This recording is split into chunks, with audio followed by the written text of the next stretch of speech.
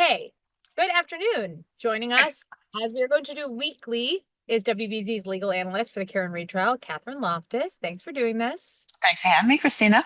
So I just want to explain to our viewers who watch our YouTube page that every Friday, you and I are basically going to be doing one of these like week recaps during the course of this trial.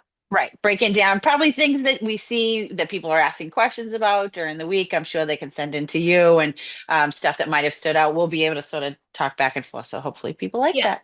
Yes, exactly. So, I mean, this is probably going to be one of the shorter ones, given that it's not a testimony week, but Sure. just a quick summary for everybody watching. It's week one of jury selection in Karen Reid's trial. So it's been day 4 right now.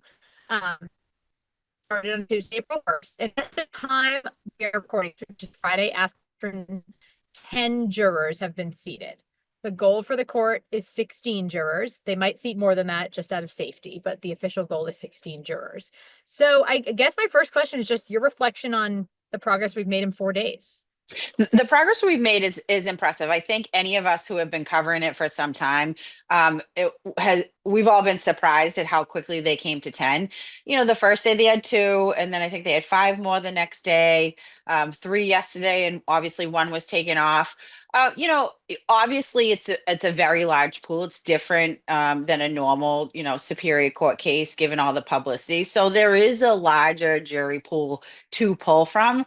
But even with that, I am surprised at how quickly they've been able to get 10 people in 3 days who say that they can be fair and impartial. And as you said, and you've talked about this week, that there were the percentage of individuals who said that they had heard about the case is so high. So it seems to me to be a lot of people for that big of a crowd to have known about this case before. But I think that all of the parties, whether you're the defense, whether you're the Commonwealth, the court, everybody's very aware of how much publicity is surrounding this, and that maybe there's jurors who want to get on either side. So I have to believe that they're all satisfied with those 10 people who made it on. And so maybe our assumption that it would take longer than it did last time was wrong. I mean, even the judge assumed that. She had suggested at one point that openings might not be till the end of April. So I think she also estimated several weeks. Right. I mean, I think last time it took 5 full days, I believe. So I really thought maybe at a minimum we would have double that time, given how much publicity has happened between the first trial and this retrial. But it's interesting to see. And obviously they're permitted by the court to do this independent research on the jurors once they're sat, which, we don't have the information, I don't believe as of right now, why that juror was removed. But, I think in theory they might have discovered something, relative to a criminal record, things like that. So there's always the possibility that as we move along and the parties are doing their research, there could be more individuals pulled off. But as of right now, I mean, we'd be looking at open statements maybe middle of next week if we continue along this path. Right. And this is just my memory, but so far my memory served me well in this case. If I remember correctly, last trial we had seated 19 jurors by the end of jury selection. But then even by the time of opening statements, we were down to 17, I'm pretty sure. So things change. It's a fluid process. That's right. And there are always going to be things that sometimes come up that are outside of a juror's control. So, someone might have to come off not because of anything specific that they did or didn't disclose or something like that, but sometimes people have family emergencies, other things. So that's why they impanel so many jurors, to make sure that in a case like this, because it's going to be sort of a prolonged trial, that the likelihood of jurors having to leave is higher than a normal, if you're sitting for a 3 to 5 day trial in Superior Court, for the most part, all of those jurors are going to stay for the whole time. When you have a 3-month trial, it's a little bit different too. You have to sort of consider the fact that there might be circumstances that arise. So we want enough jurors to get to the 12 to deliberate at the end of the day. I think in some of my reporting and online, I've started to almost go backwards a little because I think at times I take for granted, assuming that everybody knows how this process works. So can we just revisit a little bit I'll just kind of explain what happened. So basically, once all of the jurors are questioned, or potential jurors are questioned as a group, and the judge explains the case and the lawyers introduce themselves, they're brought up one by one to sidebar, so a little private conference with the judge and all of the lawyers for both sides who want to be up there. It's not actually every single one. Can you talk about two things? One, what kind of questioning happens in that private conversation? It happens with every single juror. And two, kind of the agreement reached, like, do the lawyers and the judge all have to agree to seat somebody? So, what happens when you go up to sidebar? Obviously, there's the general questions, like you mentioned, that are asked of the jury pool as a whole. So those are the ones that everybody's, if people are watching in the mornings, that hearing Judge Canoni ask. Now, once each individual juror goes to sidebar, what like physically happens is each attorney has the 3-page questionnaire that they've filled out corresponding with their juror number. So when the individual juror comes up, they know every answer to all the questions that were asked relative to any prejudices, any biases, any conclusions, whether you've, sort of a more extensive inquiry about whether they've been involved in the case. And but all of the parties are essentially allowed to question. And the goal is to determine that whether, despite everything you've seen on the jury questionnaire and what the attorneys have asked in person, can that person sit on a jury and judge Karen Reed fair and impartially, no matter what?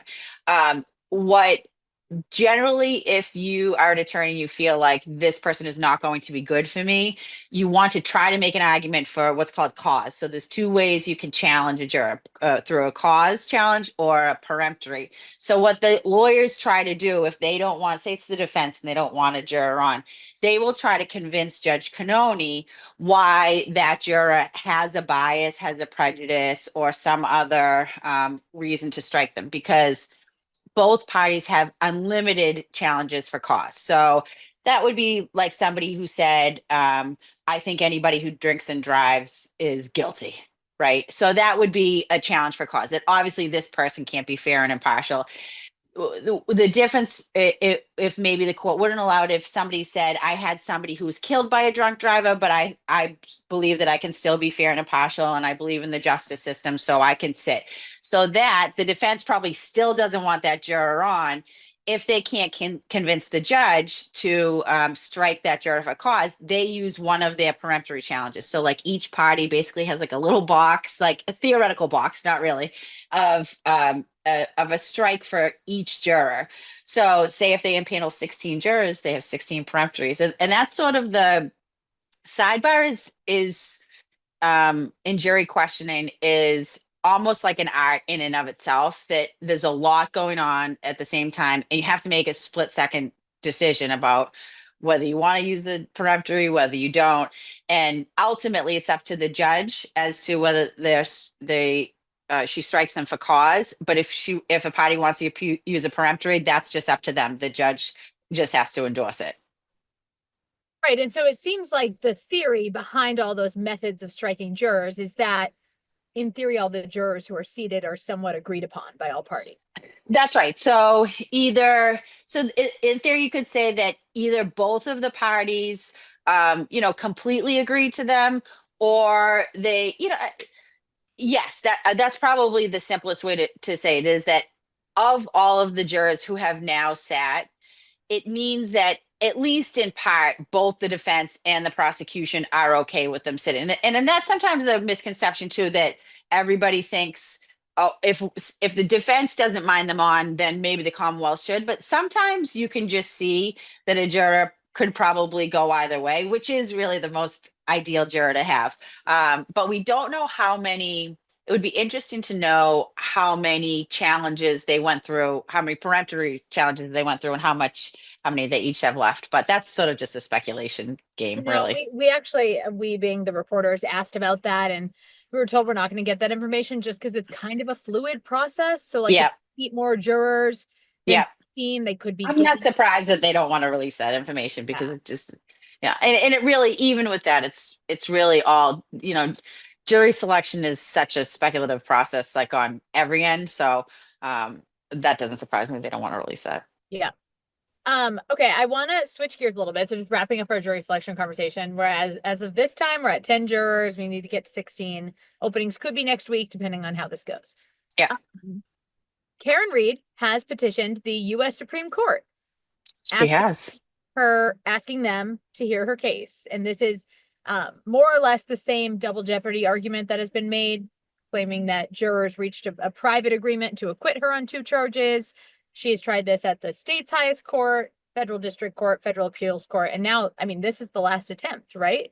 Can you? Yeah, this is, yeah. So this is as high as it goes. And this is really what the appellate process is. Like you said, originally this was a motion to dismiss that was presented to Judge Canoni, that she should dismiss counts 1 and counts 3 because the defense effectively argues that she was acquitted and that constituted a verdict. It's gone. It was denied at the Superior Court level by Judge Canoni. The SJC through Justice Georges affirmed the denial. They then went to federal court where Judge Sorokin issued a decision effectively affirming Judge Canoni's decision. It went to the appeals court, which then affirmed Judge Sorokin. And the reason I go through that, as you did, is because you have to go through all those steps to get to the United States Supreme Court. So obviously the Supreme Court is the highest court in the land. And what has to happen first is 2 parts to being heard before the Supreme Court. You have to file what's called a writ of certiorari. We call it a cert petition, CERT. And that is basically asking the United States Supreme Court, will you hear our case? That has to be filed within 90 days of final judgment being entered in the lower court case, which would be the appeals court here. There is no timeline as to when they can grant or deny cert. So it's not, and I don't imagine that the United States Supreme Court, as much as everybody's paying attention to this case, they probably don't look at this as that much of an emergency. So I don't know that they're going to act quickly on whether they will even grant cert or not. It's my general belief that they likely won't grant cert. When you have 4 courts below you that have come to the same conclusion, and most recently the appeals court, which didn't even hear an oral argument on, they just decided it on the papers. And the case law is pretty clearly not in favor of Miss Reed's position. So I'm not sure. I think the likelihood of it being granted at all is pretty slim. I'm not sure of the strategy going that way, because I think it's pretty clear that from most of the legal interpretations that it's likely not to be in favor, again, not in favor of Miss Reed. But there is the possibility that they could be filing a motion to stay the trial pending the hearing. So there's a lot of sort of balls in the air relative to that part of it. Yeah, and just because I didn't say this, I feel bad. Are any viewers who don't know this, the 2 charges Karen Reed wants dismissed are murder, 2nd-degree murder, and leaving the scene, because those are the 2 that they claim jurors acquitted her on. So she'd be left Correct. with only manslaughter, only a manslaughter trial. Right. This worked. Right. And if I will admit, I just looked online for this, but it seems like the Supreme Court gets like 8,000 petitions a year. I think it's less than 1% are accepted, and generally the cases that go to the Supreme Court, 4 or more out of the justices have to decide to grant cert. So you'd have to convince 4 justices to hear the case. And for the most part, the cases that, because they hear so few cases, they generally tend to be issues that have not been decided or have not been decided for a long time or need to be relitigated in some fashion. This is pretty clear. The case law is pretty clear. The case called Bluford, which multiple courts cited, and I think it's a 2012 case, but don't hold me to that, which effectively talks about when a verdict is official and how it's returned in open court. And the situation in the Bluford case was actually probably, most would look at it as even more obvious, because they had reported this to the court, but then the verdict was not taken. So it's actually in like factually kind of a worse situation than Karen Reed is in. But the Supreme Court took that case themselves and said, no, because it's not returned in open court. So this is what we call what we refer to as pretty much settled law right now. There's no real argument from the defense, and no case law to support an overturning of that law. And because the Supreme Court has so little time to focus on so few cases, they're only going to take the cases that there's an actual controversy. And it doesn't seem likely that that's the case here. Right. And so it seems like if the Supreme Court were to take the case and rule in favor of Karen Reed, they would be overturning their own previous decision, right? That's correct. Okay. That's correct. And in a recent decision, and it's not that the Supreme Court can't overturn their own We know precedent. they have been big news Right, recently. right, right. I mean, you look at Roe and lots of others over the last few years. But so it's not that they can't, but it's usually old precedent. It's usually something that was issued 150 years ago or 100 years ago, not 10 years ago, where half of the sitting justices is still on the court, that decided it. So it's a long shot for sure. We talked about this earlier in this week, but I just want to hit on the buffer zone quickly. I don't know if it's just because of jury selection or if it's truly because of this. Sorry, loud truck going by. Yeah.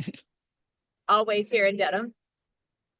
I don't know if it's because it's only jury selection or because the buffer zone in this case is much farther than it was last time. So the area where protesters cannot be in.